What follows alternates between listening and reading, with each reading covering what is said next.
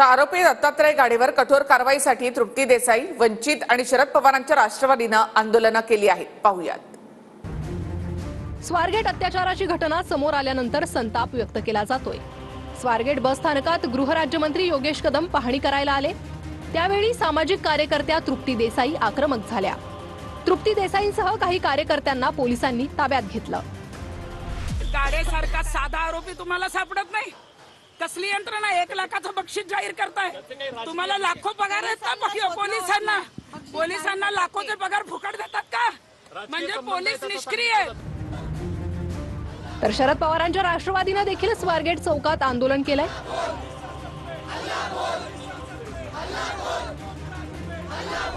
हे जर ग्रामीण खेड्यात घडलं असतं, जंगलात घडलं असतं, जिथं सीसीटीव्ही कॅमेरे किंवा टेक्नॉलॉजी नाहीये, तर नका पोलीस आरोपी सापडत असतं तरी आपण या ठिकाणी पोलिसांचा अपयश समजू शकलो असतो. 500 मीटरमध्ये सीसीटीव्ही कॅमेरे असताना हा आरोपी सापडत नाही, याचा अर्थ पुणे पोलिसांचे निश्चित अपयश आहे.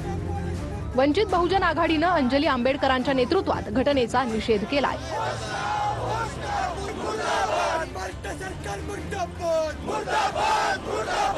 त्या महाराष्ट्रामध्ये आणि पुण्यासारख्या सुरक्षित समजल्या जाणाऱ्या शहरांमध्ये सुद्धा आणि जिल्ह्यामध्ये सुद्धा वेगवेगळ्या प्रकाराच्या अत्याचाराच्या घटना वाढत आहेत. आणि त्याच्याही पेक्षा सगळ्यात महत्वाची बाब म्हणजे प्रशासनाचं ह्याच्याबद्दल तर अत्यंत हलगर्जी व ढिलढोलण आहे आणि त्याच्याबद्दल आम्ही प्रशासनाचा निषेध करतोय.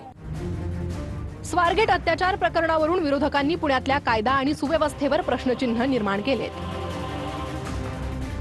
कोण आहेत पुण्याचे पालकमंत्री?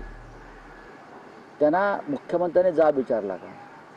कोण आहेत पुण्याचे पोलीस आयुक्त? या पोलीस आयुक्तांच्या काळामध्ये पुण्यामध्ये गुंडगिरी वाढली. राजकीय आणि सरकारी कृपेने या ज्या गुंडांना वगैरे पोलीस स्टेशनला बसवायची नाटकं चाललेली आहेत ना, ही बंद करा.